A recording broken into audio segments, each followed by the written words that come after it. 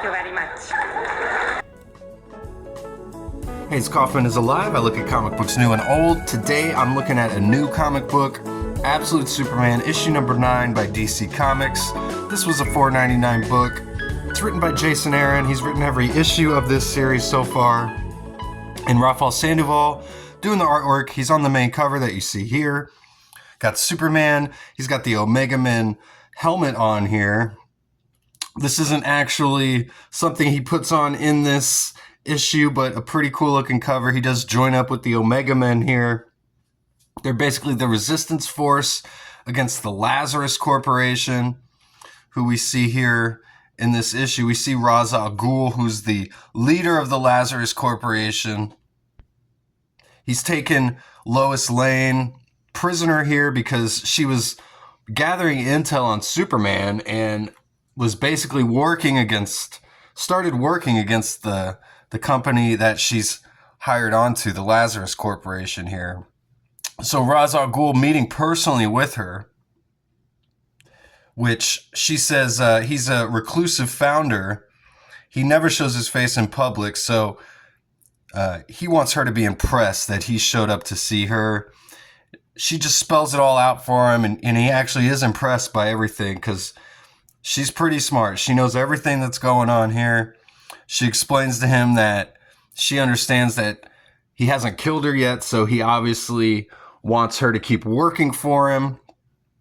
She mentions her father, who's paraplegic, and he's got some sort of like techno-organic legs that have been given to him by the Lazarus Corporation. So she mentions that she knows that he'll just flip the switch and turn them off if she doesn't do what he wants.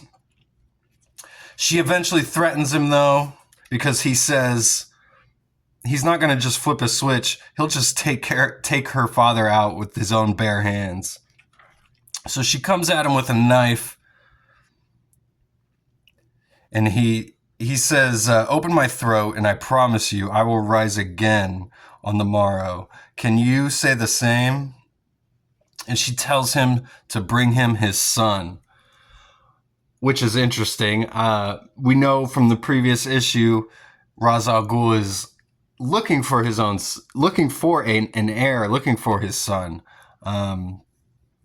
We've seen him actually sacrifice other children. So perhaps, from what I gather in this issue, and correct me if I'm wrong, maybe there's something else going on here that I didn't quite catch on to, but it looks like now that he's aware of the Superman, he wants to make the Superman his son, and he's going to use Lois Lane to do that. So then we skip weeks ahead, and we've got the Omega Men attacking the Lazarus Corps Peacemaker Embassy here. We've got all these peacemakers. Superman just says he works better alone, so he just tells them to hang back, and he just takes out the base all on his own in one fell swoop.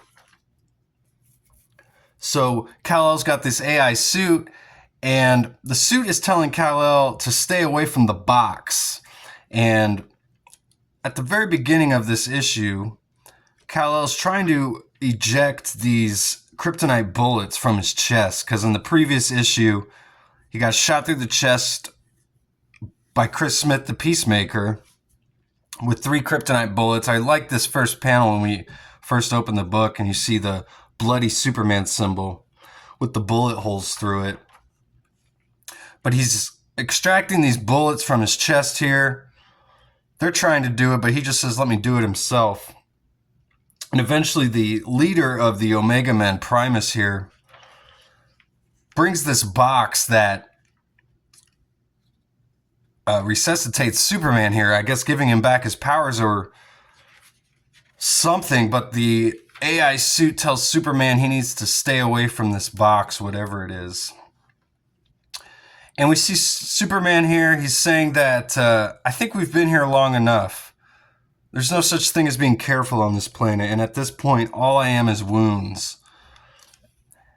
And right at that point, these 2 Peacemaker mechs grab Superman and start pulling him apart here. And then we flash back. So I do kind of like the way they set this issue up, because I feel like if it went chronologically, wouldn't have been as interesting because we get a little bit of action here and then we kind of flash back. We see Superman and Jimmy Olsen talking to each other here as Jimmy Olsen is working for the Omega Men. Superman's asking him about this box. They're talking about it. Superman's saying he thinks the box is alive. It told him its name, but it was talking to him in like fire. So it was in no like real language that Jimmy Olsen could understand. And Jimmy's just like, am I asking too many questions? And he calls him Superman, and Superman's like, I wish people would stop calling me that. And Jimmy Olsen says that the Lazarus Corporation boss, he's been told, is a certified maniac. He says the kind of guy who unleashes a deadly virus so he can sell the cure. And Superman wants to know if he can trust Primus. And Jimmy says maybe she goes too far sometimes. But he wants to know, is too far really even enough? And Superman wants to know who Jimmy Olsen is, he says, why do you want to be an Omega Man? And we get kind of some cringy dialogue here from Jimmy Olsen, but I think that's supposed to be on purpose. I think he's supposed to be kind of insufferable. He says, I was having one of those late night existential crises about the state of the world, doom scrolling on the toilet, when I suddenly realized someday I'm going to have a kid who will look up at me and ask, Dad, what'd you do when the world went to doo-doo? Man, that is some horrible dialogue, to be honest with you. But like I said, I think it's supposed to be on purpose.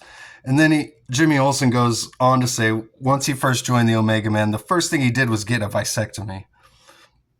And he says, I wouldn't trust anybody on this whole rotten planet. And then Primus, the leader, shows up, tells them they have a mission, which is what we kind of already saw the first part of that mission here when they go to Pakistan to try and stop Chris Smith and rescue some hostages. And Superman says he's going to go with them. So then we flash forward back to where we were, Superman getting ripped apart. But then he just goes like nuclear here and just kills all the peacemakers around him. He tells his AI to just shut the hell up. He doesn't want to listen to anybody anymore, and he just wants to blast off into outer space and get away from everybody because he's really just starting to hate this planet. To be honest, I don't really blame him. There doesn't seem to be much here worth living for in this kind of post-apocalyptic universe that we seem to be living in here in this absolute DC universe. But they find all the hostages, and they've all been hanged here. And this whole page is a bit confusing. Not sure exactly what's going on here. She's attacking the peacemakers, Superman, and then I don't know what's going on. It's really kind of confusing, honestly. They boom out of there. And again, it's just kind of some weird sequential artwork here. I'm not exactly sure what exactly is going on. They did teleport out of here. And Superman's saying, I hesitated, I almost didn't. And it's just confusing stuff, to be honest with you. The Primus leader here, she says, Lazarus will exterminate anyone who stands in their way. So she doesn't want Superman pulling any punches. But he doesn't want to kill anybody. So he's feeling a lot of remorse for everything that just happened. He tells her to please just stop talking. And she's telling Superman all they need to do is track down Ra's al Ghul and kill him, the most evil man alive. They'll save billions of people. And Superman's just like, no, I have to go. And then another agent runs up and goes, we left Jimmy Olsen behind. We forgot about Olsen. And he's been taken prisoner here by Lois Lane, and she is just asking him everything that he knows about Superman. She needs all the information she can. And they already know each other from previous issues. So I got to wonder if they're just going to end up ultimately kind of working together and subverting Ra's al Ghul's expectations here. So that's Absolute Superman number 9. We get an interview with Nicholas Hoult, who is Lex Luthor in the new Superman movie, which is pretty cool. Kind of the most interesting maybe thing he says here is that Lex Luthor in this universe, he says, as misguided as he may be, he kind of believes in his soul that he's doing the best thing for humanity and can protect him. So the best villain is always someone who believes 100% in what they're doing. And taking it even a step further, when their ultimate goal is actually a noble one, but maybe the means they take to get to it is what makes them evil. So it sounds like that's kind of what they're doing with Lex Luthor here. In the Superman movie, which I haven't seen yet, I will be seeing that this week. And I'll give you my thoughts on that, of course, when I get, once I see that movie. And I'll get a video out and let you guys know what I thought. And we get a nice little tribute to Peter David as well, who just passed away, with some words from some creators like Jim Lee and Todd Nowak. Actually mentioning, the work he did on Spider-Man 2099 in here and in X Factor, which is cool in the DC comic book, actually mentioning those Marvel books. I really appreciate that. Peter David, just a prolific comic book writer. So that's Absolute Superman number 9. Overall, there were some confusing parts to it. I like where it's going in the next issue. It says the next issue is titled Superman Unleashed. I kind of like this existential crisis, to use Jimmy Olsen's words, that Superman seems to be going through at this point. He doesn't seem to have anything to want to do with planet Earth here, which is obviously a lot different from the Superman we know, who came to Earth and just wanted to help humanity any way he could. This Superman's gone through some pretty traumatic experiences, and he doesn't seem to really know how to handle it. And he just kind of explodes when he gets to that point, when he gets to that breaking point. And it seems like now he just wants to leave it all behind. He doesn't want anything to do with the Omega Men or anything else. So Superman's still trying to find his way, trying to figure out who he is. I kind of like this. It's a bit of a slow-moving comic book, though. Maybe moving a bit too slow. It needs to hit some super speed, I feel like. Maybe we'll get that in the next issue. I feel like the past couple issues since the end of the first story arc, which I really like, the second story arc hasn't been as good. Let me know your thoughts in the comments. And thanks again for watching. I'll see you guys on the next one.